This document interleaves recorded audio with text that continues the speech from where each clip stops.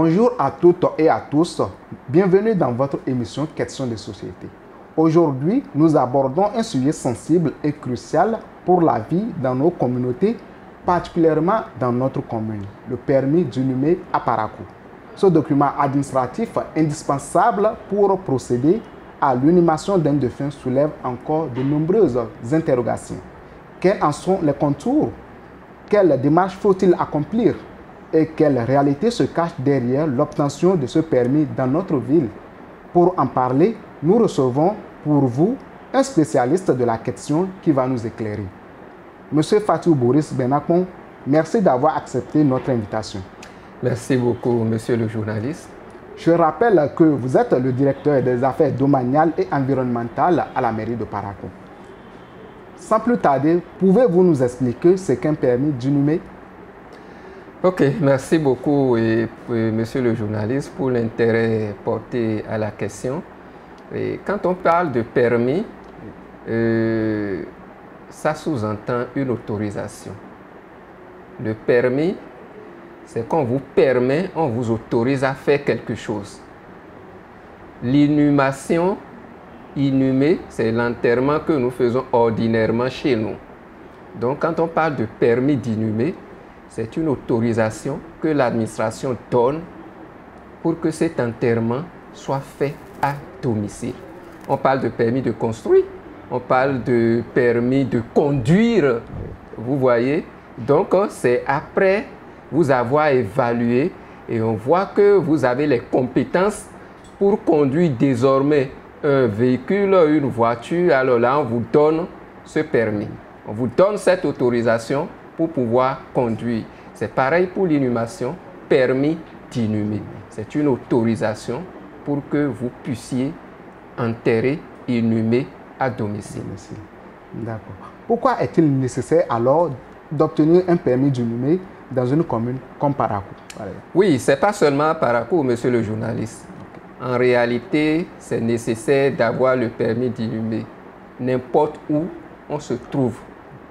Et je l'avais dit entre-temps, vous savez, l'inhumation à domicile, oui, ce n'est pas une pratique qui est conseillée. Ce n'est pas une pratique recommandée. Mais quand ça s'impose à nous, l'administration est obligée d'encadrer la pratique. Parce que inhumer à domicile, oui, ça cache beaucoup de conséquences, surtout sur le plan sanitaire. Lesquelles conséquences nous n'arrivons pas à maîtriser tous les contours. Ça pose des problèmes d'hygiène publique, ça pose des problèmes de santé publique, etc. etc. D'accord. Eh bien, toujours, quelle autorité est alors habilitée à délivrer ce document? Oui, aujourd'hui en République du Bénin, ce sont les maires ou les secrétaires exécutifs qui délivrent les permis d'inhumer à domicile. D'accord. Alors, après avoir donné plus d'éclaircissements sur ce qu'est un permis d'inhumer, nous allons passer maintenant à sa procédure et ses exigences. Alors, quelles sont les démarches concrètes pour obtenir un permis d'inhumer à Parakou? Oui, en fait, ce n'est pas une démarche compliquée pour demander un permis d'inhumer. Et ça se résume en 4 étapes. La première étape, c'est de faire la demande. Et la deuxième étape, l'administration étudie votre dossier. Et la troisième étape, on fait une descente sur le terrain et dans la maison mortuaire pour voir là où vous voulez inhumer et le cadavre. Et puis la quatrième et la dernière étape, c'est qu'on vous délivre votre permis d'inhumer si le dossier est bon. Je dis bien si, parce que c'est un dossier que vous constituez et déposez. On étudie pour voir s'il y a toutes les pièces requises pour vous délivrer ce permis d'inhumer à domicile. Alors, vous allez me demander évidemment quelles sont ces pièces. Il y a une demande manuscrite, il y a la pièce d'identité du requérant, ça peut être CIP, une carte CDA ou bien ça peut être un passeport en cours de validité. Il y a l'acte de présomption de propriété de l'immeuble. Ça peut être une attestation de recasement, Ça peut être une ATC, ça peut être un permis d'habiter, etc., etc. Ou ça peut être aussi un titre foncier. Oui, hein, de l'immeuble. Et en dehors de ça, oui. Si par exemple, c'est le père de famille qui décède et il laisse ses enfants et ses femmes, oui. Il faut un consentement écrit des héritiers. Oui. Comme quoi nous sommes d'accord que papa ou maman soit inhumé sur la parcelle. Parce que vous n'êtes pas sans savoir qu'il y a des ménages polygames. Oui. Papa peut avoir 3-4 femmes.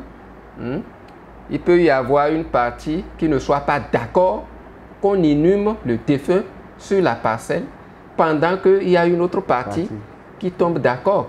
Vous comprenez? Donc, dans ce contexte, il faut que l'administration prenne les garde-fous. Pour trancher. Voilà. S'il y a ce consentement écrit, nous, ça nous donne le feu vert. Voilà. En dehors du consentement écrit, il faut un extrait du levé de la parcelle, un extrait levé topographique ou un croquis. C'est important parce que les gens vont peut-être dire que bon, tout ça c'est de trop. Non. Là où vous voulez faire la fouille, on doit être sûr que c'est sur la parcelle, que ça ne va pas empiéter la parcelle d'à côté, la parcelle limitrophe. On doit être sûr de tout cela avant de vous délivrer le permis. d'inhumer. Et enfin, il y a un montant. Il y a un montant que le conseil communal a décidé que tout citoyen désireux de faire l'inhumation à domicile paie. Et ce montant varie d'une commune à une autre. À Parakou, ici, ce montant s'élève à 300 000 francs CFA. 300 000 francs CFA? Oui, 300 000 francs CFA. En réalité, l'objectif, c'est de décourager la pratique. C'est d'amener les gens à amener leurs défunts au cimetière, dans les cimetières. Mais nous avons constaté qu'il y en a, puisque nous sommes en Afrique, nous sommes au Bénin, puis les morts nous sont chers, et on ne veut pas qu'ils soient éloignés de nous. Bon, on passe partout pour trouver les moyens et pour demander le permis d'inhumer. Voilà. Combien de temps en moyenne faut-il pour obtenir ce permis, par exemple? Et vous voyez, tout ce que je viens de citer dépend du requérant. Vous voyez, le grand problème se trouve au niveau du requérant. Au niveau de l'administration, il n'y a pas de problème. Si le dossier est OK, ben, dans l'intervalle d'une journée, vous pouvez avoir votre permis d'inhumer. Mais votre dossier entier, c'est au complet. Et je ne sais pas pourquoi on va vous traîner encore, non? Non. Vous voyez toutes les pièces que je viens de citer. Oui. C'est le citoyen qui doit mobiliser, rassembler toutes ces pièces. Ce n'est pas l'administration. Et donc, c'est pour ça que je dis, il faut toujours anticiper sur les choses. Il faut toujours être dans la prévoyance. Si vous savez que vous allez inhumer votre parent à domicile. Vous n'allez pas attendre le jour de son décès avant de commencer par courir pour dire oui, l'administration est en train de vous retarder et je n'ai pas pu obtenir telle pièce parce que non. Mais là, nous sommes en Afrique. Oui. On peut peut-être penser qu'on veut de sa mort. Non, même l'intéressé, le père de famille. Écoutez, il faut qu'on dépasse ces manières de penser quoi. Ailleurs. Les gens, ils préparent leur tombe avant de partir. Hein. Ils préparent leur tombe. Et cela, c'est pas parce qu'ils ont préparé la tombe que ça va précipiter leur décès. Non. Si l'heure que Dieu t'a écrit n'a pas sonné, tu ne vas pas mourir. C'est pas parce que, bon, non, en train de préparer tout ça là, c'est des intentions. Vous voyez? Quelles sont les principales difficultés que rencontrent les citoyens dans l'obtention de ce permis? Non, c'est ça, j'ai commencé par le dire. En réalité, il n'y a pas de difficulté. Et pour éviter ça, il faut anticiper. C'est vrai, on ne peut pas demander un acte de décès de son vivant, non. C'est quand la personne décède ou bien c'est quand la personne meurt qu'on va au niveau de l'administration pour demander un acte de décès. Mais en dehors de l'acte de décès, mais l'immeuble, la parcelle sur laquelle on a dit aux enfants qu'on va nous inhumer, sur laquelle on va nous... Il faut avoir quand même ces papiers. Oui. Il faut avoir, ils sont levés. Ce n'est pas le jour du décès que vous allez dire, bon, et là, et toi tu es géomètre, non, viens me faire le lever de ma parcelle, et bon, je vais courir et à la mairie pour demander l'attestation de recasement de la parcelle. Non, ça ne se fait pas. C'est un peu comme, j'ai l'habitude de dire aux populations, aux parents, vous voyez les actes de sécurisation des terres là. Oui. Ça peut aider à faire beaucoup de choses. Les prêts, par exemple. Mais ce n'est pas quand vous avez un problème et que vous voulez aller vers les institutions financières pour faire de prêts. Ce n'est pas ce jour-là que vous allez commencer par courir derrière les papiers de la parcelle. Non. Il faut avoir les papiers à jour. Hein? Et puis, quand la situation se pose, quand le problème se pose, vous ouvrez, vous prenez votre papier, vous y allez. C'est comme ça. Hein? Bon. Y a-t-il des conflits entre les traditions culturelles et les exigences administratives concernant le permis d'inhumer? Et je ne parlerai pas en termes de conflit. Voilà. Nous sommes en Afrique, nous sommes au Bénin et nous avons des réalités. Je vais vous donner quelques exemples. Vous savez, la notion de royauté est ancrée dans nos réalités. Et chez nos parents, nos grands-parents. La royauté, ce n'est pas quelque chose qui va disparaître du jour au lendemain. Et on connaît les réalités. On sait les pratiques, comment ça se passe.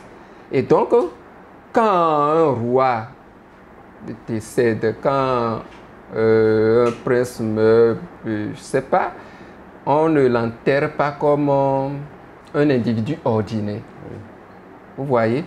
Et c'est dans le palais, c'est dans ces palais-là qu'on dépose ces sages personnes-là. Et donc, ils ont leur réalité que nous sommes obligés de voir ça avec eux. Vous comprenez? Nous n'allons pas escamoter les étapes, mais nous sommes obligés de concilier les deux pour que l'hygiène publique soit préservée. Vous voyez? C'est cela. C'est cela. Okay. Poursuivons toujours. Qu'en est-il des enterrements en milieu rural ou en dehors des cimetières officiels? Oui, les enterrements en milieu rural, vous savez, ça court les rues. Oui. Ça court les rues. Mais en temps normal, ces enterrements devraient se faire dans les cimetières. Nous sommes en train de réfléchir sur la question. Ces milieux ruraux. Oui. Là où on peut créer des cimetières, on peut installer des cimetières, il faut le faire. À l'avenir, il faut le faire pour éviter ces inhumations à domicile.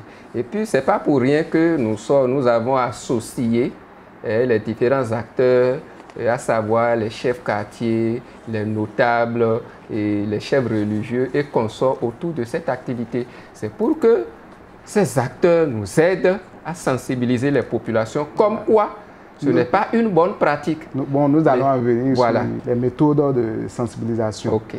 Bon, quelle réforme pourrait être envisagée pour simplifier alors cette démarche, selon vous? Réforme pour simplifier la démarche? Oui. Bon, moi je ne vois pas en quoi c'est une démarche compliquée, complexe. Et on va encore la simplifier. Parce que dans tout ce que je viens de citer, vous-même, vous voyez avec moi que c'est logique. On ne peut pas vouloir inhumer quelqu'un sur un immeuble dont on n'a pas les papiers. Vous êtes d'accord avec moi? Et si on le fait, si on l'autorise, si l'administration l'autorise et que demain, il y a un problème, qui va répondre? C'est l'administration. Nous sommes d'accord. Si par exemple, il n'y a pas un consentement écrit des héritiers ou bien des membres de la famille et que l'administration autorise, qui en sera responsable demain? C'est l'administration. Vous voyez donc, tout ce que je viens de citer, ce n'est pas fait pour évincer quelqu'un ou bien pour retarder une cérémonie. Non. Tout a un sens. Tout est dans une logique. Vous voyez? Maintenant, la population peut penser que, bon, peut-être que l'administration veut renflouer sa caisse. Pas du tout, pas du tout. Comme je l'ai dit, si vous consultez le compte administratif de la mairie, les inhumations à domicile, vous allez voir son taux par rapport aux autres sources de financement des activités de la mairie. Ce n'est pas l'intention de renflouer les caisses de la mairie. Ce n'est pas dans le but de mobiliser plus de recettes. Sinon, écoutez, nous sommes aux affaires domaniales. Oui. Et il y a beaucoup d'autres prestations qui renflouent la caisse de la mairie. Et qui ne sont, qu'on ne peut même pas comparer aux inhumations à domicile. Pareil pour d'autres prestations, d'autres directions. Voilà. Toujours dans les perspectives d'amélioration, quelles actions sont prévues par la mairie pour sensibiliser les citoyens à ce sujet? Oui, et les actions prévues, c'est déjà ça, ce que nous sommes en train de faire. Et les sensibilisations grand public, et les interventions sur les médias, et voilà, et les sensibilisations de bouche à oreille. Et voilà, c'est tout un processus que nous avons démarré et je crois qu'on ira loin. Et c'est vrai, ça peut ne pas prendre d'un coup, mais ça va venir. Les gens vont comprendre que, attention, cette pratique, ça nuit à notre santé si les mesures ne sont pas bien prises. J'ai une dernière question ici pour vous. Comment alors garantir plus de transparence et de célérité dans la procédure, bien que la procédure soit facile? Je ne vois pas ce qui ne peut pas être transparent là. Parce que le montant payé, je viens de le dire, c'est le conseil communal qui l'a adopté. Alors, ce n'est pas à notre niveau ici on paie. C'est au niveau de droit à la mairie. Et vous payez, vous avez votre quittance. Moi, je ne sais pas en quoi il n'y a pas la transparence. Nous, on n'a aucun intérêt à retarder une famille dans cette procédure. Nous, on ne va pas vous empêcher quand même à avoir un certificat de décès. On ne va pas vous empêcher à avoir les papiers de votre parcelle. Donc, je ne vois pas ce qui peut être là et constitue la non-transparence dans cette démarche. Je ne vois pas. Eh bien, directeur, nous sommes à la fin de notre émission. Quel est votre mot de fin? Notre mot de fin, c'est de rassurer les populations que l'administration ne fait rien contre leurs intérêts. Tout ce que nous faisons, c'est dans le cadre du bien-être des populations. Parce que le pouvoir public est là pour veiller sur la sécurité des biens et des personnes. Le pouvoir public est là pour ça. Donc voilà le mot que nous avons à lancer à l'endroit des populations. Voilà qui met un terme à notre émission du jour consacrée au permis d'inhumer dans la commune de Parakou. Un document administratif indispensable, mais encore trop souvent méconnu ou mal compris. Au-delà de la paperasse, c'est le vécu des familles endeuillées, les réalités culturelles et les défis administratifs qui se croisent autour de cette question. Nous espérons que les échanges de ce jour ont permis d'éclairer nos téléspectateurs sur les démarches à suivre, les obstacles à éviter, mais aussi les efforts à faire pour une administration plus humaine et plus proche des citoyens. Un grand merci à notre invité pour ses explications et merci à vous de nous avoir suivis, sans oublier nos techniciens qui ont tout mis en œuvre pour que cette émission soit réalisée. Rendez-vous très bientôt pour un nouveau numéro de votre émission Questions de société. D'ici là, prenez soin de vous et des vôtres. N'oubliez pas de liker, de vous abonner pour ne rien rater de nos prochaines émissions. Merci.